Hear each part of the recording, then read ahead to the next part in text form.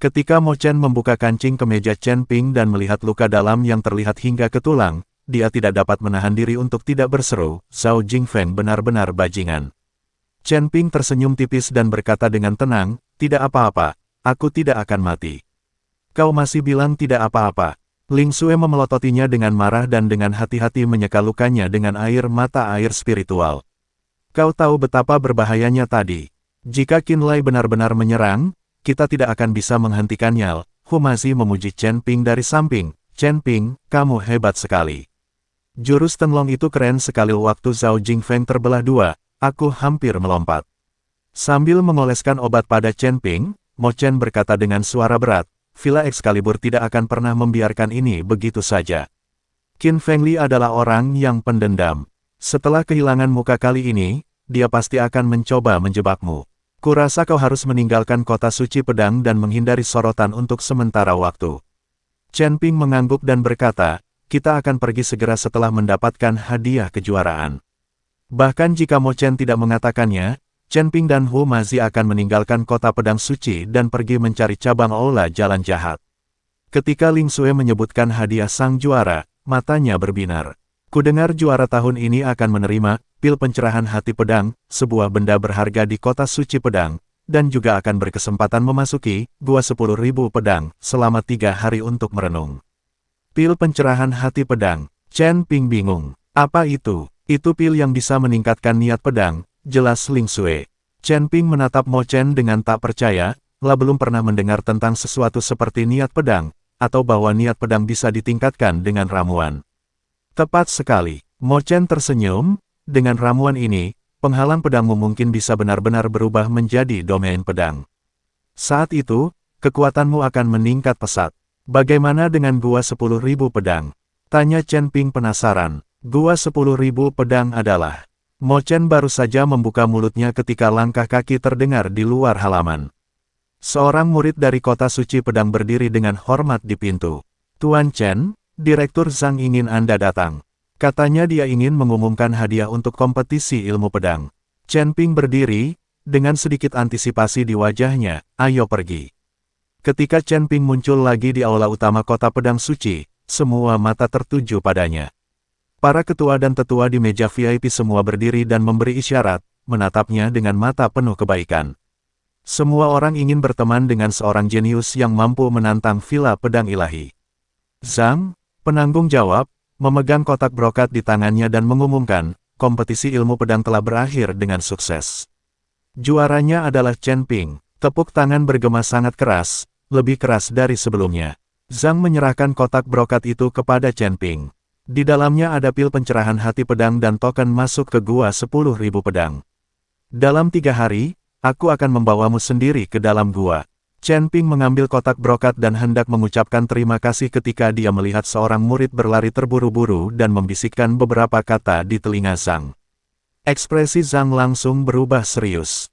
Dia menatap Chen Ping dan berkata dengan suara berat, Chen Ping, aku khawatir kamu tidak bisa tinggal lama di kota suci pedang. Sebelum pergi, Qin Fengli mengirim pesan ke semua sekte yang bersahabat dengan Villa Pedang Ilahi, mengatakan bahwa Anda memiliki harta langka dan merupakan orang yang haus darah, dan menyerukan kepada semua kultivator di dunia untuk melawan Anda. Ekspresi Mo Chen berubah, dia mencoba memfitnah Chen Ping dan menjadikannya sasaran kritik publik. Tercelal, kata Ling Xue dengan marah. Zhang, penanggung jawab, mendesah. Villa Pedang Ilahi memiliki pengaruh besar dalam silsilah Dao Pedang, dan banyak sekte akan menghormatinya. Saya khawatir tidak akan lama lagi seseorang akan datang untuk membuat masalah. Lagi pula, selain ilmu pedang, Villa Pedang Ilahi juga memiliki keterampilan menempa yang sangat tinggi. Banyak sekte membeli pedang spiritual mereka dari Villa Pedang Ilahi, jadi kami akan tetap memberikan mereka bantuan ini. Chen Ping menggenggam erat kotak brokat di tangannya, tatapan dingin terpancar di matanya, mau menyerang berkelompok. Kalau begitu, ayo kita coba. Chen Ping menoleh ke Zhang, penanggung jawab, dan berkata, Senior, saya tidak akan memasuki gua 10.000 pedang. Saya akan mengambil hadiahnya dan pergi sekarang. Apakah Anda ingin mempertimbangkannya kembali? Zhang, penanggung jawab, berkata dengan sedikit penyesalan, gua 10.000 pedang adalah kesempatan sekali seumur hidup bagi para kultivator pedang. Meskipun kesempatannya besar, kau harus hidup untuk menikmatinya, kata Chen Ping sambil tersenyum. Setelah aku menyelesaikan masalah di Villa Pedang Ilahi, aku akan kembali untuk meminta saranmu.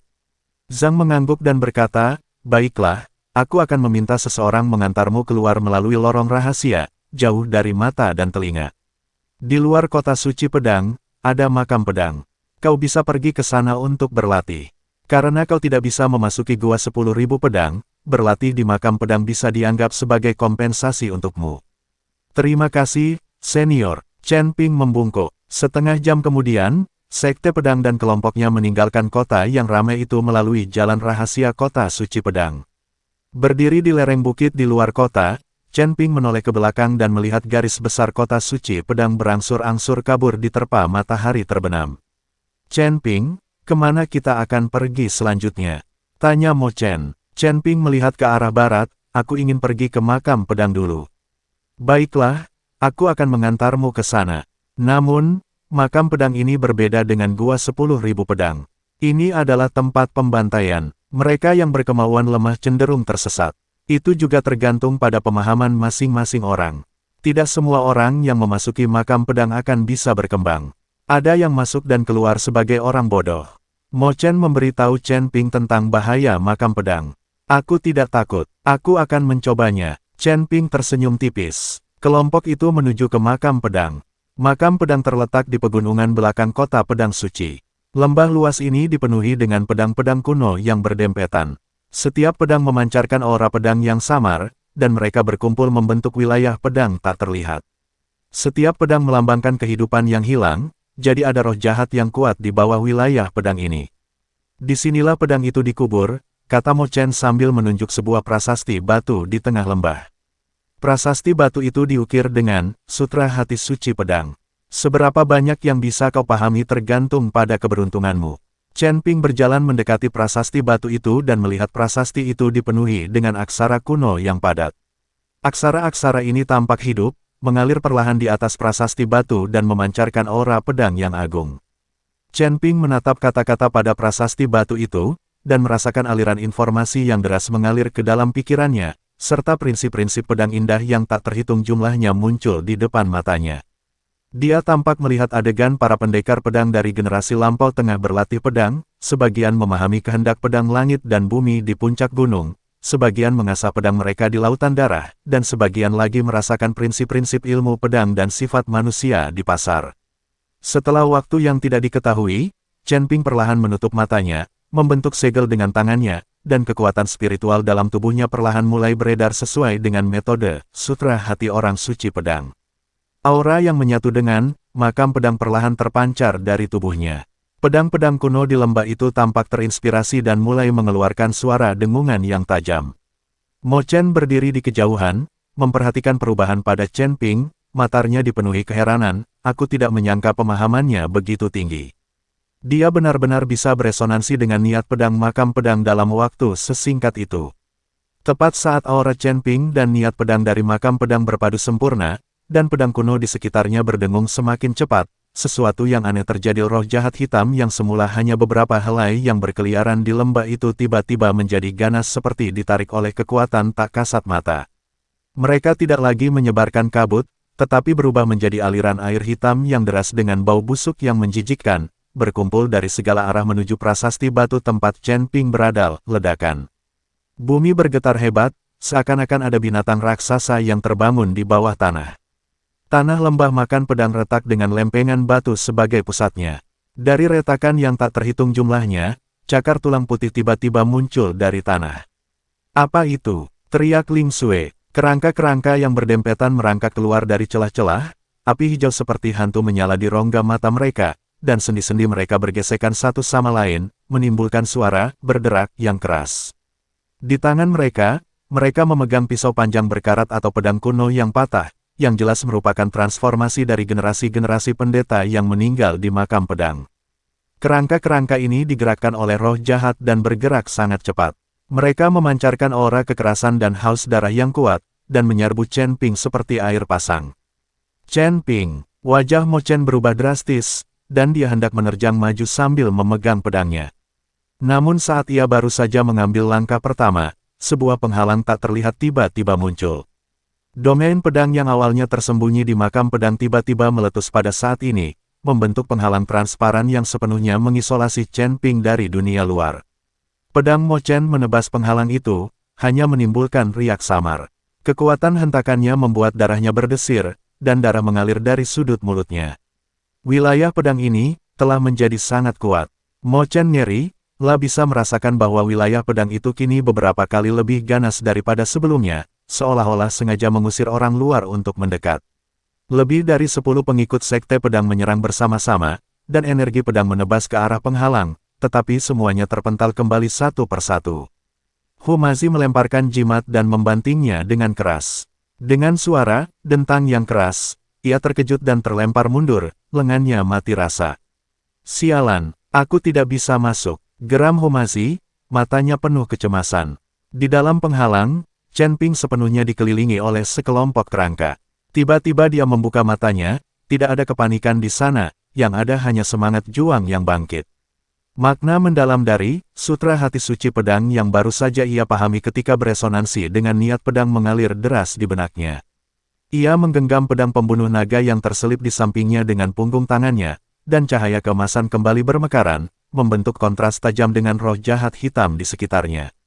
Tepat waktu, Chen Ping berteriak pelan dan bergerak maju bukannya mundur. Pedang pembunuh naga mengiris udara, meninggalkan lengkungan emas yang menyilaukan.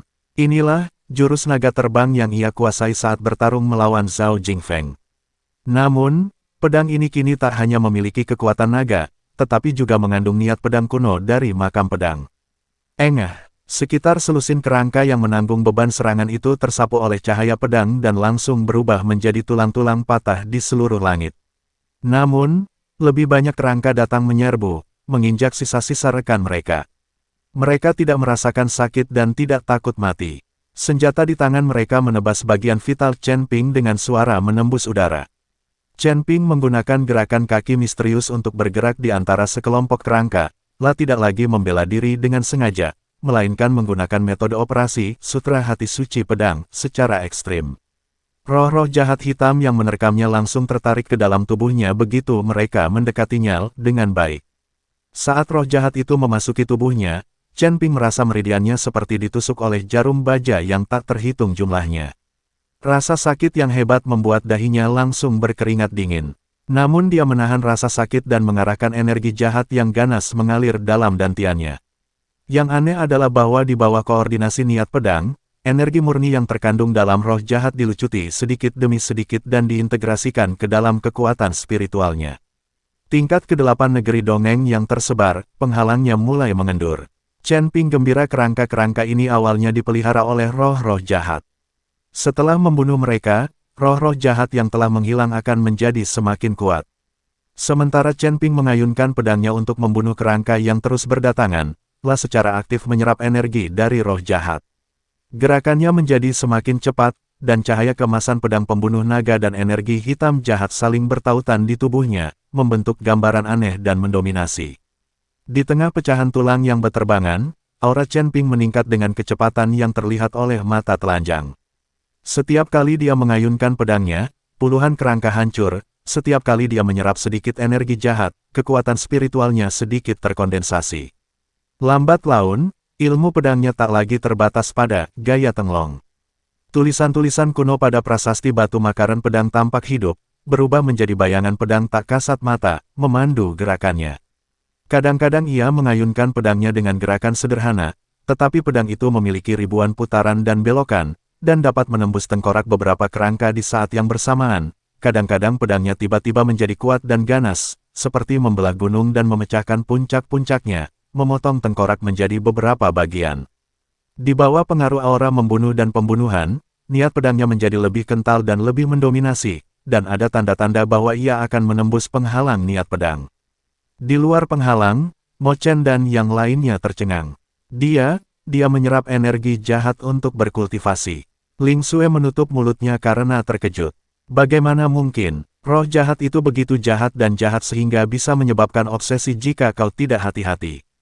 Kilatan pencerahan melintas di mata Mo Chen, dan dia bergumam, ya, niat pedangnya secara inheren membawa kekuatan naga, yang paling maskulin dan paling kuat, yang cukup untuk menekan roh jahat.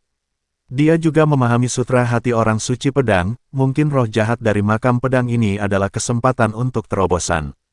Pada saat ini, tanah bergetar lebih hebat lagi, dan sebuah kerangka raksasa setinggi 3 meter berdiri dari retakan terdalam. Kerangka ini mengenakan baju zirah compang camping dan memegang pedang raksasa berkarat. Energi jahat di sekitarnya memadat menjadi substansi, dan jelas merupakan transformasi seorang biksu yang memiliki tingkat kultivasi yang sangat tinggi di masa hidupnya. Lam raung, dan pedang besar itu turun ke arah Chen Ping dengan kekuatan 10.000 pon. Chen Ping mendongak, cahaya dingin bersinar di matanya, Lam menarik napas dalam-dalam, dan roh jahat yang telah dimunikan serta kekuatan spiritual di tubuhnya menyatu sepenuhnya. Cahaya keemasan pada pedang pembunuh naga kini diwarnai dengan lapisan garis hitam samar. Aku akan membiarkanmu menjadi batu loncatanku untuk terobosan. Chen Ping melompat, dan pria serta pedang itu menyatu, berubah menjadi aliran cahaya keemasan dan hitam, lalu menyerbu ke arah pedang kerangka raksasa itu. Ledakan, cahaya keemasan dan hitam bertabrakan dengan pedang berkarat milik kerangka raksasa itu, dan suara yang memekakkan telinga bergema di penghalang domain pedang. Cahaya keemasan pedang pembunuh naga dan energi hitam pedang berkarat bertabrakan dengan keras, mengirimkan percikan api ke seluruh langit. Chen Ping hanya merasakan kekuatan dahsyat yang terpancar dari pedang itu, dan lengannya langsung mati rasa. Jika bukan karena peningkatan kekuatan yang tiba-tiba setelah energi jahat dan kekuatan spiritual di tubuhnya menyatu, La pasti sudah terhempas oleh pedang ini. Kekuatan yang luar biasa. Chen Ping diam-diam terkejut. Meskipun kerangka raksasa ini hanya sekadar kerangka, ia masih memiliki bekas-bekas seni bela dirinya sejak masa hidupnya, dan setiap gerakannya membawa tekanan dari puncak alam abadi duniawi. Lam raung dan menekan pedang berkarat itu ke bawah. Udara hitam di pedang itu melilit seperti ular berbisa, mencoba mengikis cahaya keemasan pedang pembunuh naga. Mata Chen Ping berkilat, dan ia menginjak tengkorak kerangka itu dengan kakinya. Ia memanfaatkan momentum itu untuk membalikkan tubuhnya dan menghindari tekanan pedang berkarat itu.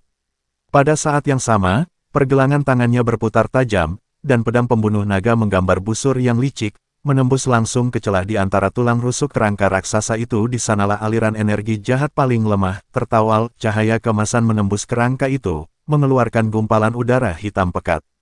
Kerangka raksasa itu meraung kesakitan, mengayunkan pedang berkaratnya sambil menerjang ke depan. Chen Ping mengetuk tanah dengan jari-jari kakinya, tubuhnya terdorong mundur seperti catkin willow, menghindari pukulan dahsyat itu. Pedang berkarat itu menghantam udara, menciptakan jurang sepanjang beberapa kaki di tanah, menyebabkan puing-puing beterbangan di mana-mana. Kita tidak bisa bertarung langsung. Chen Ping langsung menilai situasi. Kerangka raksasa ini jauh lebih kuat daripada kerangka biasa, dan energi jahat di sekitarnya terkondensasi seperti baju besi, sehingga menyulitkan serangan biasa menjadi efektif. Tetapi ia juga menemukan bahwa pergerakan kerangka raksasa itu relatif lambat, dan setiap kali ia mengayunkan pedangnya, ia akan menarik roh jahat ke dalam tubuhnya, dan api hijau hantu di rongga matanya akan berkedip-kedip terang. Itulah kelemahan dalam pengoperasian kekuatannya. Pikiran Chen Ping terpacu saat dia tidak lagi berhadapan langsung dengan kerangka raksasa itu. Sosoknya berkelebat bagai hantu yang bergerak menembus makam pedang, lalu menghindari kejaran pedang berkarat itu sambil mengayunkan pedangnya untuk membersihkan kerangka-kerangka biasa di sekitarnya. Cahaya keemasan pedang pembunuh naga terus berkedip, dan setiap kali jatuh, akan muncul serpihan tulang, dan roh-roh jahat yang tersebar tampaknya telah menemukan rumah dan menyerbu ke dalam tubuh Chen Ping. Berdengung, saat roh jahat terus dimurnikan, aura Chen Ping menjadi semakin kuat. Penghalang tingkat 8 alam Sanxian bagaikan bendungan yang dihantam air pasang, retakannya makin banyak. Dia dapat merasakan bahwa kekuatan spiritual di dantiannya tengah mengalami perubahan kualitatif, dan ada tanda-tanda samar bahwa kekuatan itu telah mencapai tingkat ke-9 dari alam abadi longgar, mengaum. Melihat tak berhasil mengenai Chen Ping, kerangka raksasa itu menjadi semakin ganas, lalu menancapkan pedang berkaratnya ke tanah, membentuk segel dengan tangannya, dan energi pembunuh di sekitarnya tiba-tiba meluap. Sisa-sisa kerangka yang dihancurkan oleh Chen Ping benar-benar mengembun kembali di udara hitam dan berubah menjadi puluhan prajurit kerangka yang memegang tombak tulang, menembak ke arah Chen Ping. Kebetulan sekali, mata Chen Ping berkilat. Alih-alih mundur, ia malah maju, mengerahkan gerakan, sutra hati suci pedang, hingga batasnya, dan menyelinap melalui celah-celah tombak tulang. Pada saat yang sama, Pedang pembunuh naga diangkat di atas kepalanya, dan cahaya keemasan dan udara hitam di badan pedang saling terkait, mengembun menjadi cahaya pedang sepanjang sekitar 10 kaki. Pedang ini, dikombinasikan dengan pemahamannya tentang niat pedang makam pedang, juga mengandung kekuatan ganas setelah memurnikan roh jahat. Merusak, cahaya pedang itu jatuh bagai kilat membelah kegelapan. Tombak tulang yang datang langsung hancur berkeping-keping, dan puluhan prajurit kerangka yang mengikutinya juga berubah menjadi abu oleh cahaya pedang.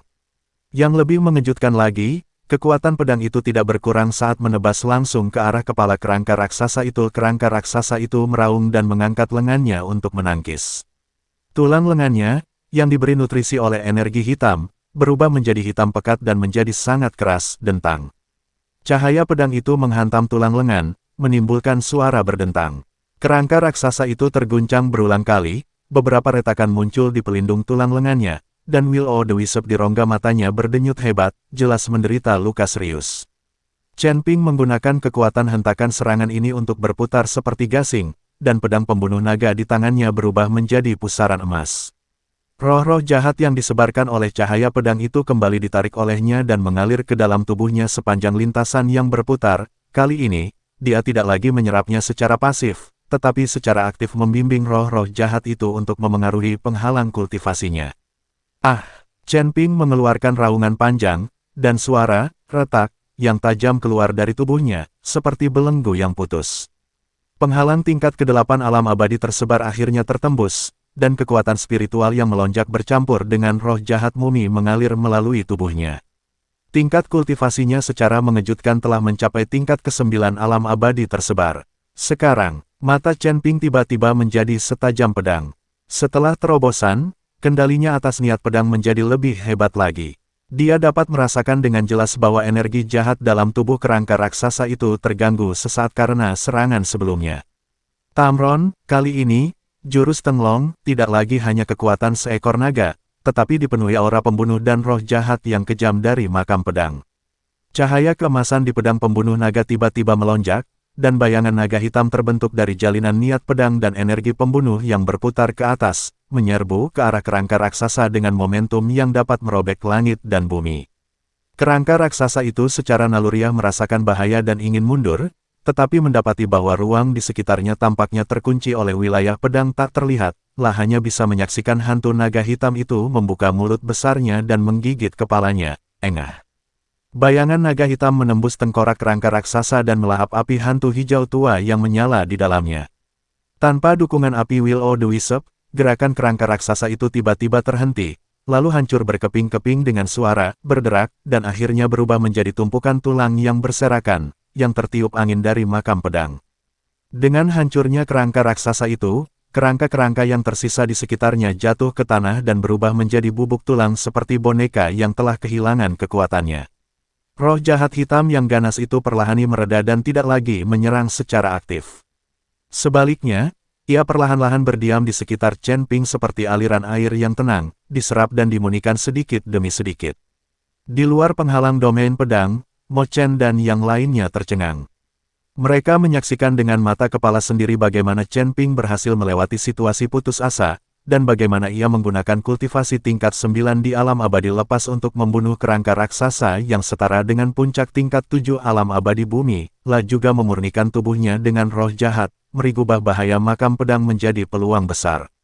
Anak ini, Humazi membuka mulutnya dan tidak bisa berkata apa-apa untuk waktu yang lama.